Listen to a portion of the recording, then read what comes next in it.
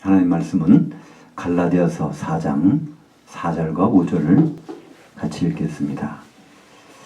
때가 참에 하나님이 자기의 그 아들을 보내사 어떤 여자에게 오게 하시고 율법 아래에 오게 하신 것은 율법 아래에 있는 자들을 속량하시고 우리로 아들의 명분을 얻게 하려 하심이라. 오늘 말씀을 가지고 성탄절과 예수님의 진짜 생일이란 제목으로 은혜를 나누고자 합니다. 지금은 12월 22일 내일 모레 그러니까 동지라고 합니다. 동지라고 하면 낮의 길이가 가장 짧은 날이죠. 그러니까 그날부터는 낮의 길이가 한마디로 해의 길이가 길어지기 때문에 그래서 태양의 생일이라고 합니다. 그래서 전 세계적으로 고대부터 이런 전통들이 내려왔는데 그래서 태양 신을 섬기는 여러 나라에서 그 날을 이제 동짓날을 태양신의 생일로 섬기죠. 근데 고대 로마 달력으로는 동짓날이 12월 25일이었습니다. 지금 달력이 조금씩 바뀌어가지고 현재는 12월 20일이 동짓날이 됐죠. 로마에도 이런 태양신을 섬기는 그 종교가 들어오게 됐는데 주전 한 1세기경, 그러니까 예수님 오시기 전이죠. 그때 로마에 미트라교라고 하는 태양신을 섬기는 교가 이 페르시아에서부터 넘어왔다고 합니다. 주후 354년에 로마 교회에서는 이 12월 25일을 크리스마스로 성탄절로 하자는 것이 정해졌다고 하죠. 그래서 오늘까지 이르게 됐습니다. 그래서 이와 같이 12월 25일이라는 날짜, 성탄절이라고 하는 것은 예수님과는 상관없는 날이고 또 사람들이 임의를 정해서 자기들이 정치적으로 종교적으로 사람들을 이렇게 다스리다 보니까 우리도 이게 있으니까 성경에도 이게 있는 게 아니냐 해서 그런 목적으로 12월 25일을 태양신의 날을 성탄절로 정한 것입니다. 한편 예수님이 오시는 해 몇 년도에 오실까? 또 예수님 오시는 날, 예수님 오시는 방법은 성경에 이미 정해져 있습니다. 아무 때나 오시는 것이 아니라는 것이죠. 12월 25일 같이 성경에 없는 날짜에 오실 리가 없다는 것입니다. 다니엘서 9장 25절에 보면 예수님이 오실 연도가 나옵니다. 그리고 요한복음 1장 14절에 보면요. 말씀이 육신이 돼서 우리 가운데 장막을 치셨음에 장막 치러 오셨다는 거예요. 그러면 예수님은 어느 날에 오셨다는 거, 장막절에 오신다는 것도 분명히 나오죠. 그리고 창세기 3장 15절에 보면 바로 여인의 후손으로 오실 예수님에 대해서 말씀하고 있습니다. 여자의 후손, 어떤 남자를 통해서 온 것이 아니라 성령으로 잉태된 것이 나타난다는 것입니다. 그러니까 그 여자는 특별한 여자가 아니라고 해요. 오늘 말씀 보면 4장 4절에 때가 참에 하나님이 자기의 그 아들을 보내사 어떤 여자에게서 오게 하시고 어떤 여자라는 거예요. 그러니까 이 갈라디아서가 기록된 것은요. 예수님이 오신 후부터 약 거의 50년 후에 기록된 거예요. 50년이 지난 다음에 기록된 거예요. 그렇다면 갈라디아서를 기록한 사도 바울은 예수님이 어떤 여자에게서 왔다는 걸 다 알고 있습니다. 그 성모 마리아라는 것을 분명히 알고 있어요. 근데 이 갈라디 기록할 때 그냥 어떤 여자라고만 기록한 거예요. 왜냐하면 여자가 중요한 것이 아니라 바로 하나님의 계획 가운데서 바로 남자를 통하지 않고 왔다는 그것이 창세기 3장 15절이 완성된다는 것을 여기서 설명하기 위해서 그렇게 기록한 것입니다. 오늘 본문에서 이 때가 참회라는 이 때라는 단어는요. 크로노스라는 단어를 사용합니다. 이 헬라어에서는 때가 크게 두 종류가 나오는데요. 크로노스와 카이로스가 나옵니다. 크로노스라는 것은 지금 우리가 사용하는 시간입니다. 1년은 365일, 또 하루는 24시간, 1시간은 60분, 1분은 60초 이런 것들 따지는 것을 크로노스라고 그래요. 그렇지만 또 하나의 시간이 있습니다. 카이로스라는 것이 있습니다. 이것은 하나님의 기회고 하나님의 시간입니다. 이때쯤 어떤 일이 벌어지게 한다.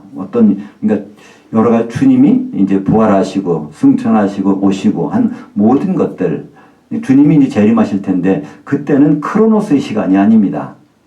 우리가 성도로서 완전히 그분의 신부로서 준비가 될 때, 그것이 카이로스, 그때 주님은 오십니다.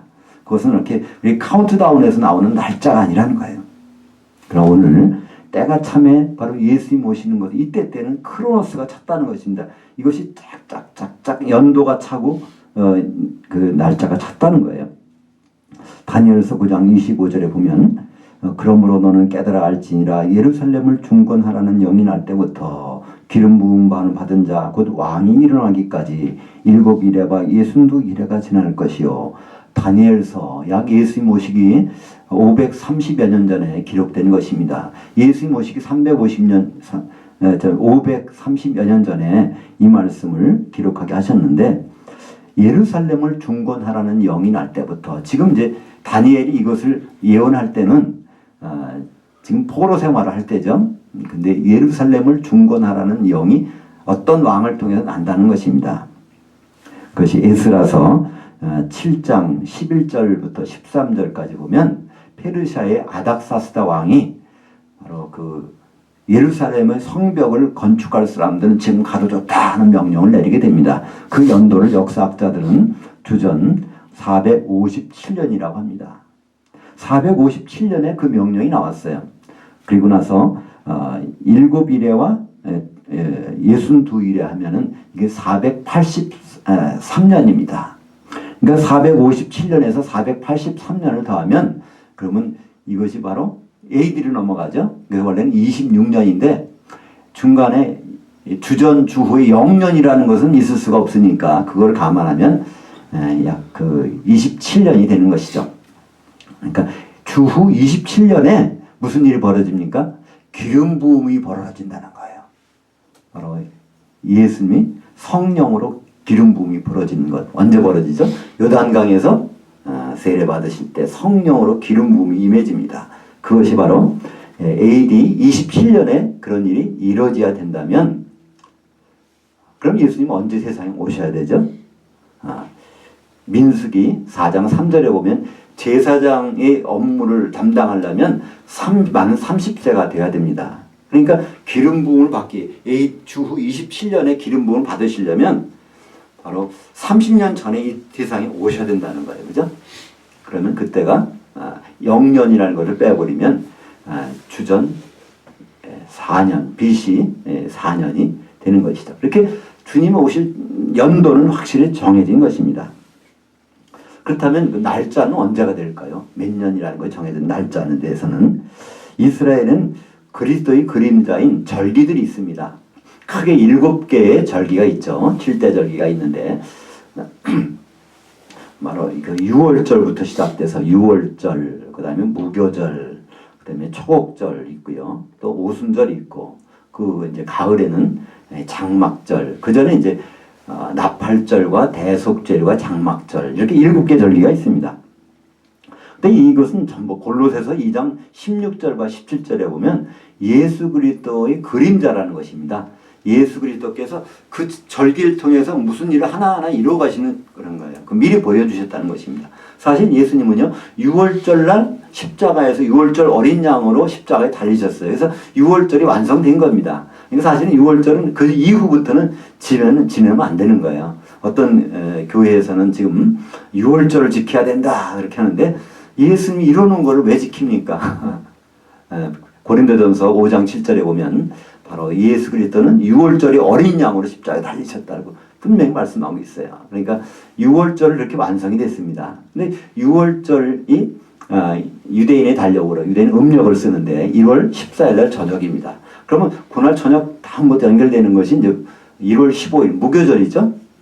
유대인들은 저녁 해질 때부터 하루가 바뀌니까 1월 15일부터 바로 한 주간 이제 무교절이 시작되는데, 무교절은 누룩이 없는 떡을 주고 먹고 하는 날이에요. 성경에서 누룩이라는 건 예수님 말씀하십니다.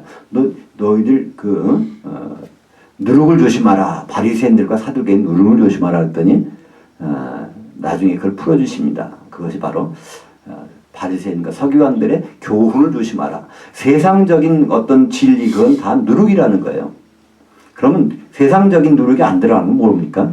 복음이죠. 그죠? 그러니까 예수님의 복음은 누룩이 없는 무교병입니다. 이것을 예수님은 언제 나눠주시죠? 십자가에서 죽으시고 그날 저녁에 무덤에 들어가셔서 베드로전서 3장 18절 19절에 보니까 육신으로는 무덤에 들어가셨지만 영으로는 살림을 당하셔서 옥에 있는 영들에게 복음을 선포하시니라. 그러니까 몸은 땅속에 시체는 땅속에 있었는데 영으로는 무교병을 전했다는 거예요. 그러니까 무교절도 거기서 완성이 된 것입니다.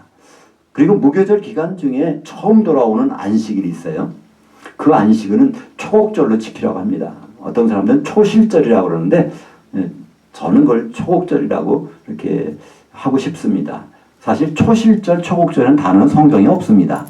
근데 처음 익은 곡식단을 흔드는 거기 때문에 곡식단이니까 처음 곡식, 그래서 초곡절이라는 거 좋지 않습니까? 그래서 예수님이 십자가 달리신 그 무교절 기간 중에 맨 처음으로 돌아오는 초곡절, 그건 안식일 다음이거든요. 그러니까 예수님은 수요일 날 십자가 달리셨고 그날 저녁부터 이제 무덤에 계셨죠.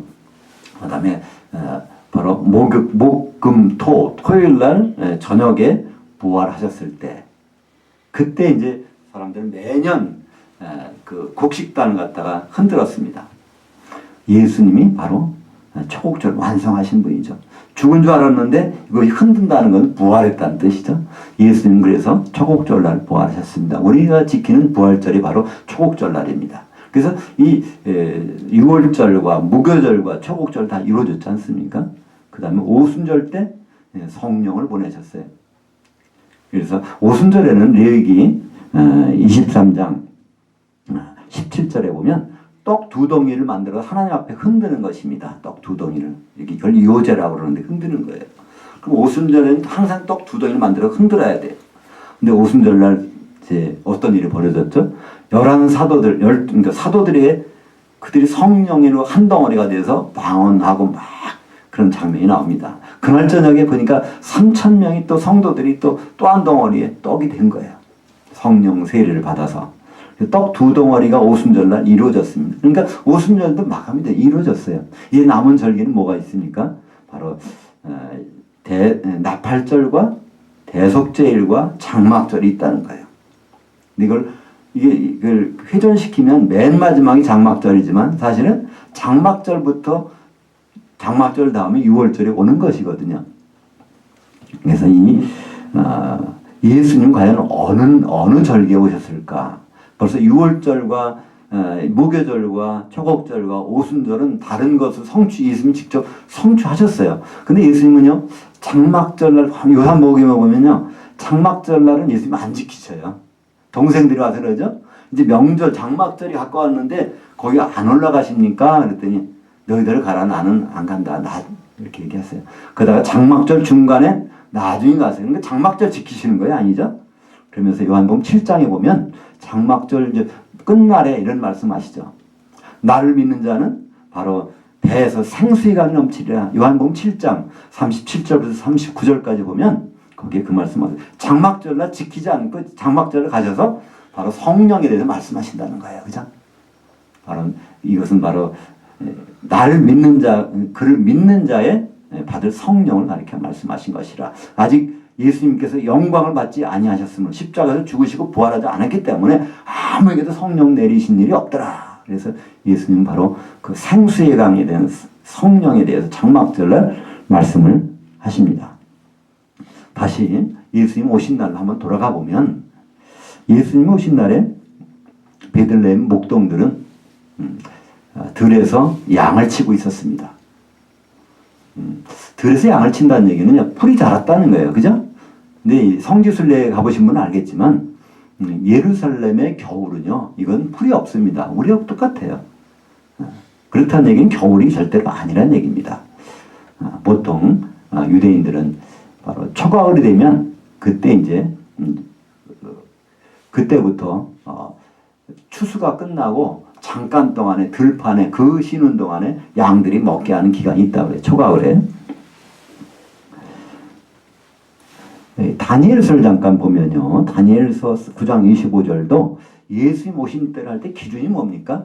예루살렘을 중건하라는 영이 날 때부터예요. 이 예루살렘을 이게 눈에 보이는 예루살렘이 있지만 사실은 성경의 궁극적인 목적은요, 새 예루살렘입니다. 그죠? 그러니까 예수님이 오시는 것은요, 궁극적인 새 예루살렘과 관련되는 거예요. 그것을 기준으로 해서 예수님이 오셨고, 결국은 예수님은 장막을 치셨었고, 예수님은 그 장막을 이제 우리들에게 치는 일을 맡겨주신 것이죠. 요한복음 1장 14절 한번 보겠습니다. 주보 오른쪽에 있는데, 말씀이 육신이 돼서 우리 가운데 장막 치셨었음에 우리가 그의 영광을 보니 아버지 독생자의 영광이요 은혜와 진리가 충만하더라. 우리말 번역에는 그냥 거하셨다 그러는데 사실 그건 그냥 거주한다는 뜻이 아니라 장막을 치고 계셨다는 얘기입니다. 그러니까 예수님이 바로 하나님이 장막으로 계셨다는 거예요. 그래서 그분은 이제 가셨지만 이제 그분의 몸을 우리에게 맡겨주셨는데, 그렇다면 이 교회가 하나님의 지금 장막으로 지금 이제 만들어지고 있는 것입니다. 그러니까 예수님은 어느 날에 오셨겠어요? 미리 예수님이 하신 일에 대해서 7개의 절기를 주셨어요. 그러면 6월절도 아니고 초곡절도 아니고 무교절도 아니고 오순절도 아닙니다. 그렇다면 어느 절기겠어요? 바로 장막절일 수밖에 없어요. 장막절이라는 것은 유대인 달력으로 7월 15일부터 바로 이제 한 주간 벌어지는 것인데, 우리 달력으로 하면 추석 때하고 날짜가 똑같습니다. 추석 때. 예수님이 다른 절기에 오실 리가 없지 않습니까? 예수님 목적은요, 바로 장막을 만드는 거예요. 새 예루살렘을 만드는 것이고 교회를 만드신 거기 때문에 그것을 신호로 우리에게 장막절에 태어나셨다는 것을 알 수 있습니다. 그래서 예수님은 이제 3년 반 동안 공생을 하셨는데요. 그러다 보니까 장막절에 오셔서 6월절에 십자가에 달리셔야 돼요. 이게 딱 6개월 차입니다. 그러다 보니까 3년하고 6개월 공생의 기간이 그래서 3년 6개월이 되시는 것이죠. 장막절에 오셨다가 6월절에 십자가에 달리시니까 그것은 6개월 차이고 그 다음에 3년, 그래서 3년 6개월 되는 것이죠. 그렇기 때문에 12월 25일을 우리가 성탄절로 지키는 것, 어떻게 보면 어떤 면에서는 좋을 수도 있어요. 서로 간에 선물도 교환하고 서로가 사랑하고 그때까지 못 만났던 사람 만나고 여러 가지 좋은 일하고 구제하고 좋을 수 있어요. 그러나 가장 중요한 포인트는요, 예수님 오신 목적에 대해서 잊어버린다는 거예요. 예수님 모든 사람을 구원하기 위해서 이렇게 오셨다. 사실은 예수님은요, 의도는 그렇지만 사실 그렇지 않거든요. 누가복음 13장 23절에 보면 사람들이 물어봅니다. 구원 얻을 자가 참 적습니까? 그렇게 적습니까? 그랬더니 예수님 그러세요. 좁은 문으로 들어가야 된다는 거예요. 구원 얻을 자는 많지 않다는 것입니다. 그 뜻은. 그러니까 지금 우리가 생각하는 것처럼 예수님은 이 세상에 평화를 주게 오셨다. 그것은요, 엄격히 말하면 그렇게 되면 좋겠지만 그렇지는 않습니다. 예수님 오신 목적은 성경 창세기부터 계속 우리에게 밝혀주고 계세요. 그 뜻을 이루러 오신 것이지 그냥 이 세상 사람들에게 평화를 주러 오신 것이다. 그렇지 않습니다. 왜냐하면 이 세상은 언젠가는 불사러 버린다고 성경에 말씀하고 있어요. 베드로전서 후서 3장 7절에 보면 이 하늘들과 땅은 동일한 말씀으로 불사름을 당하기 위해서 간수되마 되었다는 거예요. 그렇다면 예수님은 더 다른 계획이 있으셨고 그것 때문에 오신 것입니다. 그래서 12월 25일을 성탄절을 삼아서 지키는 것은요, 큰 문제가 되는 거예요. 하나님의 의도를 우리가 망각하는 것입니다. 왜냐하면 장막절에 맞춰서 그 목적대로 오셨는데 12월 25일에는 그 생각이 다 없어지는 것이죠. 바로 예수님이 오셔서 십자가에 피 흘리신 목적을 성경은 분명히 기록하고 있습니다. 사도행전 20장 28절에 보면 하나님의 피로 사신 것은 교회라는 것이에요. 하나님의 장막인 교회를 사시기 위해서 이 세상에 오셨다는 것입니다. 요한복음 2장 19절부터 21절까지 보시면 예수님이 어떤 모습으로 오셨는 것을 우리에게 알 수가 있죠. 예수께서 대답하여 이르시되 너희가 이 성전을 헐라 내가 사흘 동안에 일으키리라. 유대인들이 이르되 이 성전은 46년 동안에 지었거늘 내가 3일 동안에 일으키겠느냐 하더라. 그러나 예수는 성전된 자기 육체를 가리켜 말씀하신 것이라. 예수님은 장막을 치러 오셨어요. 성전을 만들러. 바로 성전이 교회 아닙니까 지금? 고린도전서 3장 16절 바로 너희가 하나님의 성전인 것과 하나님의 성령이 너희 안에 거하시는 것을 알지 못하느냐? 바로 우리가 지금은 성전을 만들고 있지만 그전엔 예수님이 성전으로 오셨다는 거예요. 그래서 이것을 헐어버리라는 거예요. 무슨 말일까요? 예수님 나를 죽여보라는 거예요. 그러면 3일 만에 다시 일으키신다는 거예요. 사람들은 오해했죠. 46년 동안 헤롯이 지은 것을 어떻게 3일 동안 일으키느냐? 근데 요한복음에서는 그걸 말씀합니다. 그니 요거 얘기가 아니라 이거는 그냥 그림자고 실제 성전은 예수님이라는 거예요. 예수님은 이제 3일 동안 땅속에 들어갔다가 이제 진짜 성전으로 이루시려고 이제 부활하시고 이제 우리를 성령으로 한 몸을 만드셔서 이제 성전을 만드시고 그다음에 궁극적으로 새 예루살렘은 요한복음 21장 2절에는 어린 양이신 분은 새 예루살렘이고요. 21장 3절에 보면 그것이 하나님의 장막이 되는 거죠. 결국 하나님의 장막 그것이 바로 예수님 오신 궁극적인 목적인 것을 우리에게 말씀해 주고 있습니다. 바로 교회는 이제 그리스도의 몸입니다. 에베소서 1장 23절. 그리고 하나님의 장막이죠. 고린도전서 3장 16절. 근데 우리가 보면요, 이 교회가 이게 과연 하나님의 장막일까? 그렇습니다. 우리가 볼 때는요, 지금 이게 수준이 굉장히 낮아요. 예. 하나님이 정말 여기에 정말 장막이 아직 준비가 덜 된 상태잖아요. 근데 빌립보서 3장 21절에 보면 그렇게 말씀합니다. 바로 우리의 낮은 수준의 몸을 바로 자기 영광의 형체와 같이 변하게 해주시리라. 그래서 우리가 완전히 그분의 몸을 완성될 때는 주님 오십니다. 그래서 바로 우리가 한 몸을 이루시는 것이죠. 그래서 주님 오실 때는요, 히브리서 1장 6절에 보면 마다들을 이끌어 세상에 오게 하신다 그래요. 그러니까 주님이 초림 때, 성탄절 때는 뭐로 오셨습니까? 성탄 때는 독생자로 오셨지만 이제 다시 오실 때는 마다들 오신다는 거예요. 그러니까 우리가 가만히 생각해 보면요, 예수님의 생일이 두 개예요, 그죠? 독생자로 오셨을 때, 그거는 사실 독생자의 생일은 영원 전이잖아요. 그러나 우리는 인자로서 바로 사람의 아들로 태어난 걸 따지면 그것을 우리가 이 성탄절로 볼 수 있습니다. 장막절 날 오셨습니다. 그것이 첫 번째 생일이고요. 근데 예수님이 또 하나의 생일이 있어요. 시편 2편 7편과 사도행전 13장 33절에 보면 하나님이 너는 내 아들이다. 오늘 내가 너를 낳았도다. 부활절 날 그렇게 말씀하셨다는 거예요. 하나님이. 그러니까 바로 맏아들로서 태어난 날이 있다는 것입니다. 예수님이 죽으시고 부활하셔서 맏아들로 다시 태어나셨어요. 그 단어를 하나님은 에길라타는 단어를 쓰십니다. 내가 너를 낳았다 하는 거예요. 이때. 그러니까 예수님은 맏아들로서 이제 부활해서 맏아들로 출생하셨다는 것입니다. 그것은 볼로새서 1장 15절, 1장 18절, 요한계시록 1장 5절에 있는데 우리말 번역은 맏아들이라는 단어를 번역하지 않고 죽은 자 가운데서 이렇게 살아나신 죽은 자 가운데서 나신 것으로 이렇게만 번역이 돼 있어요. 근데 원래 단어는 맏아들이라는 프로토토코스라는 단어입니다. 근데 예수님은요, 부활하시고 나서 맏아들이 되셨어요. 근데 사실은요, 그 순간에는요, 하나님 자녀가 있습니까? 아직 없잖아요. 그죠? 그러니까 명목적으로만 맏아들이에요. 그죠? 예수님은 맏아들로 부활하셨어요. 2000년 전에. 근데 하나님이 자녀가 다 채워져야 진짜 맏아들이야 되지 않습니까? 그래서 그것을 로마서 8장 28절과 29절은 그걸 설명하고 있어요. 그죠? 하나님을 사랑하는 자, 곧 그 뜻대로 부르심은 이운 자들에게는 모든 것이 합력하여 선을 이루느니라. 근데 사실은 그 번역이 제대로 되려면 이렇게 됩니다. 바로 모든 것이 하나 돼서 모든 것이 선을 향하여 하나 되느니라. 한 몸이 되느니라. 원래 번역은 그렇게 됩니다. 그래서 29절에는 왜냐하면 이렇게 되어 있어요. 왜냐하면 그 예수님을 바로 하나님의 맏아들이 되게 하기 위해서 우리는 한 몸이 돼야 된다는 거예요. 우리가 성도들이 한 몸이 될 때 예수님은 공식적으로 맏아들이 되신다는 것. 그것이 바로 로마서 8장 28절과 29절의 말씀입니다.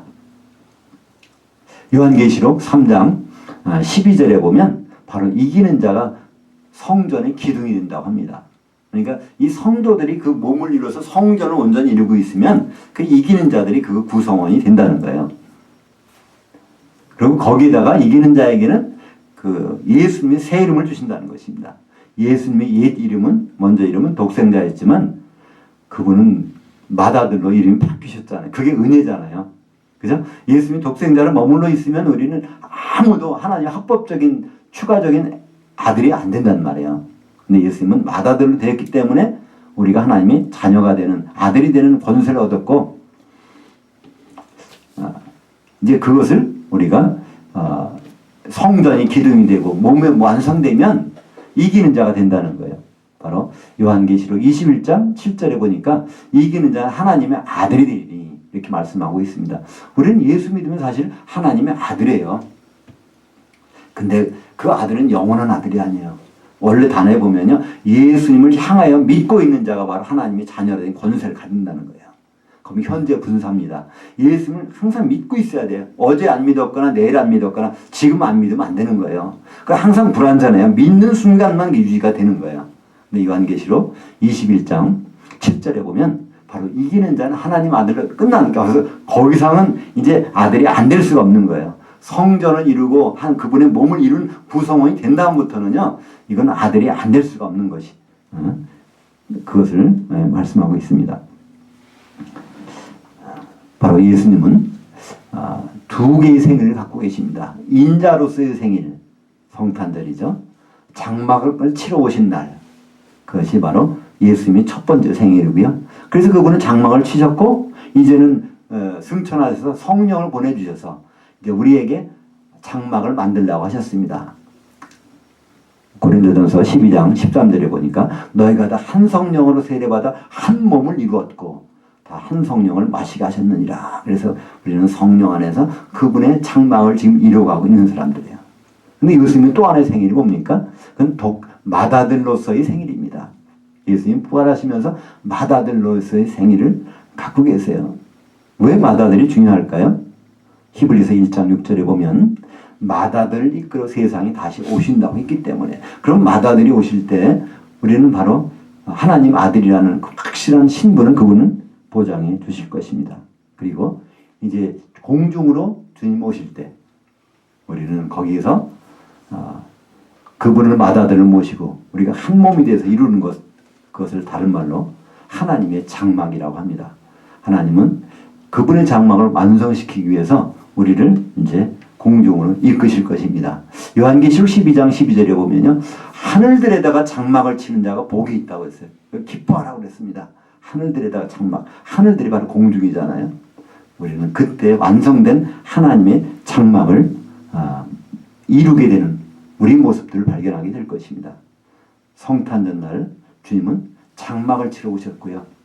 맏아들이 되셔서 많은 하나님의 자녀를 통해서 한 몸 되게 하셨고, 주님은 이제 맏아들이 되셔서 재림하시고 공중에서 하나님의 장막을 이루어 가실 것입니다. 이것이 바로 예수님의 진짜 생일이 우리에게 주는 의미입니다. 기도하겠습니다.